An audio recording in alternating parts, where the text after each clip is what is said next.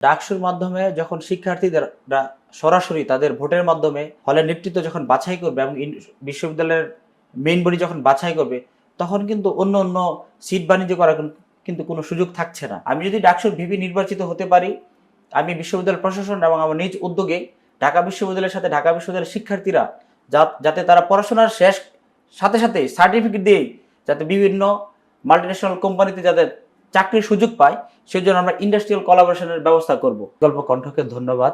আপনারা জানেন ঢাকা বিশ্ববিদ্যালয়ের শিক্ষার্থীদের প্রাণের দাবি তথা ডাকসু আসন্ন। দীর্ঘ ফ্যাসিবাদ বিরোধী আন্দোলনের পরে জুলাই আগস্টের পরবর্তীতে বাংলাদেশের ছাত্র রাজনীতিতে যে ইতিবাচক ধারা সূচিত হয়েছে তাকে স্বাগত জানিয়ে এবং তাকে প্রাধান্য দিয়ে ঢাকা বিশ্ববিদ্যালয়ের কর্তৃপক্ষ ডাকসু অনুষ্ঠিত করতে যাচ্ছে। প্রতিষ্ঠার পর থেকে ঢাকা বিশ্ববিদ্যালয়ের শিক্ষার্থীদের সকল সময়ে সকল কালে শিক্ষার্থীদের একটি দাবি ছিল, তাদের যে গণতান্ত্রিক অধিকারের সর্বোচ্চ বহিঃপ্রকাশ তথা ডাকসু অনুষ্ঠিত হোক। আর আমি এই ডাকসুকে স্বাগত জানাচ্ছি আমার ব্যক্তিগত পক্ষ থেকে এবং আমার সংগঠন বাংলাদেশের জাতীয়তাবাদী ছাত্রদলের পক্ষ থেকে।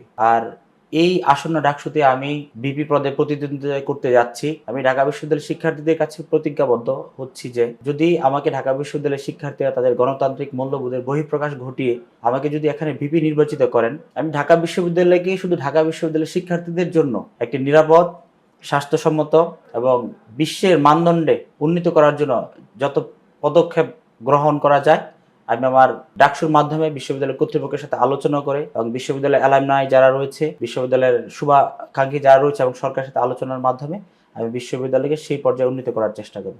পাশাপাশি ঢাকা বিশ্ববিদ্যালয়ের শিক্ষার্থীদের যে সীমাবদ্ধতাগুলো রয়েছে, যেমন পরিবহনের সীমাবদ্ধতা, হলের অ্যাকোমোডেশন ফেসিলিটিসের সমস্যা, বিশ্ববিদ্যালয়ের টিউশন সহ আরও নানাবিধ কিছু সমস্যাগুলো রয়েছে, আমি ওগুলো দূরীকরণ করার চেষ্টা করব। ডাকসু একটি রাজনৈতিক প্রতিষ্ঠান। ডাকসুর প্রতিনিধির মাধ্যমে সাধারণ শিক্ষার্থীদের যেসব অধিকারগুলো রয়েছে, বিভিন্ন ফেসিলিটিস যেগুলো রয়েছে, যেগুলো ছাত্রদের আরো দোরগোড়ায় যাওয়া দরকার, ওগুলা ডাকসুর মাধ্যমে, ডাকসুর নেতৃত্বের মাধ্যমে ওগুলা ছাত্রদের একদম দোরগোড়ায় পৌঁছে যায়। পাশাপাশি আজকের একজন ছাত্র ভবিষ্যতের নাগরিক, সে বাংলাদেশের বিভিন্ন সেক্টরে এসে গিয়ে কর্মক্ষেত্র তার তৈরি করবে। তো ভবিষ্যতের সুনাগরিক এবং সুনেতৃত্বের তৈরির জন্য যে প্র্যাকটিস দরকার, ইনিশিয়ালি যে প্র্যাকটিস চর্চাটা দরকার, সেটি ডাকসুর মাধ্যমে সম্ভব। যেমন যদি একটি শিক্ষার্থী যদি ডাকসুতে পার্টিসিপেট করে, তাহলে তার অনেকগুলো লোককে তার সাথে ডিল করতে হয়, কিভাবে ভোট কালেকশন করতে হবে, কিভাবে জমা দিতে হবে। ইভেন একজন সাধারণ বাংলাদেশের নাগরিকের, প্রত্যেকের নাগরিকের একটি দায়িত্ব রয়েছে জাতীয় নির্বাচনে অংশগ্রহণ করা। ডাকসু যদি রেগুলার এবং ধারাবাহিকভাবে হয়, তাহলে তারা জাতীয় রাজনীতিতেও তারা কিন্তু পরবর্তীতে ভূমিকা রাখার সুযোগ পায়। এই জন্য অবশ্যই ডাকসু ধারাবাহিকভাবে যদি হয়, তাহলে ডাকসু সবচেয়ে ইফেক্টিভ হবে এবং কার্যকর হবে এবং এই ডাকসুর মাধ্যমে ভবিষ্যতে সুনাগরিক, সুনেতৃত্ব, দক্ষ এবং সুনেতৃত্ব এবং সৎ নাগরিক বের হয়ে সমাজ এবং রাষ্ট্রকে এগিয়ে নিতে সাহায্য করবে।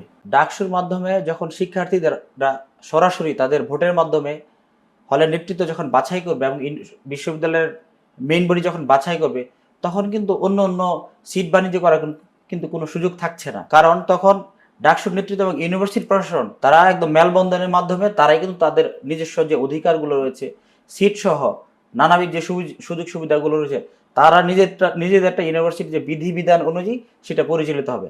তখন কিন্তু আর কোনো সিট বাণিজ্যের সুযোগ থাকবে না, কাউকে জোর করে রাজনীতির প্রোগ্রামে কর্মসূচিতে নিয়ে যাওয়ার কিন্তু সুযোগ থাকবে না, কাউকে যে শারীরিকভাবে নির্যাতন করবে কিংবা অন্যায় কোনো কিছু চাপিয়ে দেবে তার কিন্তু সুযোগ থাকবে না। এই জন্য কার্যকরী ডাকসু একমাত্র পারে হল সিট বাণিজ্য এবং নানাবিধ যে টর্চার রয়েছে, নির্যাতন রয়েছে, ওগুলোকে বন্ধ করতে এবং প্রতিহত করতে। ঢাকা বিশ্ববিদ্যালয় একটি উচ্চশিক্ষা প্রতিষ্ঠান। এখানে যদি স্কুল কলেজের মতো গতানুগতিক যদি কোনো শিক্ষা দেওয়া হয়, তাহলে কিন্তু ঢাকা বিশ্ববিদ্যালয়ের যে মান মর্যাদার সাথে এটা যায় না। একটি বিশ্ববিদ্যালয় কিংবা উচ্চশিক্ষা প্রতিষ্ঠানের কাজ হলো নতুন নতুন জ্ঞান আবিষ্কার করা এবং নতুন নতুন জ্ঞান বিকশিত করা। ঢাকা বিশ্ববিদ্যালয় যদি বিশ্বের বুকে যদি একটা বিজ্ঞান মনস্ক বিশ্ববিদ্যালয় হিসেবে, একটি জ্ঞান মনস্ক বিশ্ববিদ্যালয় হিসেবে, একটা উৎপাদনমুখী জ্ঞান আহরণের যদি শিক্ষা প্রতিষ্ঠান হতে যায়, তাহলে তাকে প্রথমেই তার গবেষণা খাতে তার বৃদ্ধি, বাজেট বৃদ্ধি এবং বিশেষ নজর দিতে হবে। গবেষণা খাতে বিশেষ নজর দিতে গেলে অবশ্যই বিশ্ববিদ্যালয়ের শিক্ষকদের গবেষণা খাতে ব্যাপক বাজেট বরাদ্দ রাখতে হবে এবং সুনিশ্চিত করতে হবে। পাশাপাশি বিশ্ববিদ্যালয়ের শিক্ষকদের সাথে যে ছাত্রদের যে সম্পর্ক, সেই সম্পর্কের জন্য ছাত্রদেরকেও তাদের যাতে মানসম্মত খাবারের মাধ্যমে বিশ্ববিদ্যালয় আবাসন একটি সুন্দর একটা আবাসনের মাধ্যমে তারা যাতে খেয়ে পড়ে এবং সুন্দর করে ঘুমাতে থাকতে পারে পাশাপাশি তারা যাতে গবেষণা খাতে তাদের নিজেদেরকে কাজে লাগাতে পারে সেজন্য একটি পরিবেশ দরকার। সেজন্য আমরা শিক্ষার্থীদেরকে বিভিন্ন ভাবে একটি প্রণোদনার কথা আমরা বলছি এবং ভাবছি। পাশাপাশি আপনি অবগত আছেন কিনা জানি না, ঢাকা বিশ্ববিদ্যালয়ে আমরা যদি থ্রি ইডিয়টস মুভি দেখি তাহলে আমরা ওই একটি ভারতের যে জনপ্রিয় মুভি থ্রি ইডিয়টস মুভি থেকে আমরা একটি দেখতে পাবো। ওই বিশ্ববিদ্যালয়ের ওরিয়েন্টেশন ক্লাসে শিক্ষক একটি বলেছিলেন যে তোমরা এমন একটি বিশ্ববিদ্যালয়ে পড়ো যেখান থেকে তুমি বের হওয়ার আগে সার্টিফিকেট অর্জন আগেই তোমাকে 38টি কোম্পানি তোমাকে জবের অফার দেবে।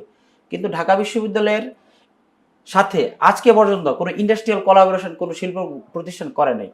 আমি যদি ডাকসুর ভিপি নির্বাচিত হতে পারি, আমি বিশ্ববিদ্যালয় প্রশাসন এবং আমার নিজ উদ্যোগে ঢাকা বিশ্ববিদ্যালয়ের সাথে ঢাকা বিশ্ববিদ্যালয়ের শিক্ষার্থীরা যাতে তারা পড়াশোনার শেষ সাথে সাথে সার্টিফিকেট দিয়ে যাতে বিভিন্ন মাল্টিন্যাশনাল কোম্পানিতে যাতে চাকরির সুযোগ পায় সেজন্য আমরা ইন্ডাস্ট্রিয়াল কোলাবোরেশনের ব্যবস্থা করব। পাশাপাশি বিশ্ববিদ্যালয়ের গবেষণা করতে বিশ্ববিদ্যালয়ের যে রিডিং রুমগুলো রয়েছে তাদেরও ব্যাপক উন্নয়ন দরকার।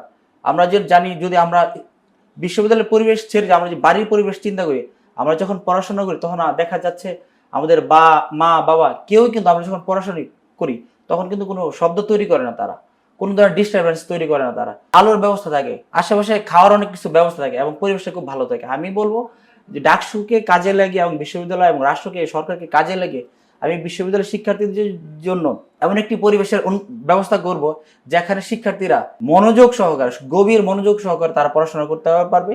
আর ঢাকা বিশ্ববিদ্যালয়ের যে লাইব্রেরি সুবিধা রয়েছে সেটি এখন কিন্তু সারা রাত খোলা থাকে না, কিন্তু বিশ্বের অন্যান্য বিশ্বের যারা উন্নত বিশ্ব তাদের লাইব্রেরি কিন্তু 24 আওয়ার্স খোলা থাকে। আমি বিশ্ববিদ্যালয় প্রশাসনকে ডাকসুর মাধ্যমে এটা আমি করার চেষ্টা করব যাতে বিশ্ববিদ্যালয় লাইব্রেরি 24 ঘন্টা খোলা থাকে এবং সেখানে গভীর মনোযোগ সহকারে যারা পড়াশোনা করতে পারে সে ব্যবস্থা নিশ্চিত করার জন্য আমি কাজ করে যাব। ঢাকা বিশ্ববিদ্যালয়ের শিক্ষার্থীরা যদি আমাকে তাদের মনোনীত করেন, তাদের রায় আমার পক্ষে দেন, আমি একটি কমিটমেন্ট আবারও করতে চাই তা হলো ঢাকা বিশ্ববিদ্যালয়ের বুকে, শুধু ঢাকা বিশ্ববিদ্যালয়ের বুকে না, আপনারা জানেন ঢাকা বিশ্ববিদ্যালয় হলো সারা বাংলাদেশের শিক্ষা প্রতিষ্ঠানের শীর্ষ।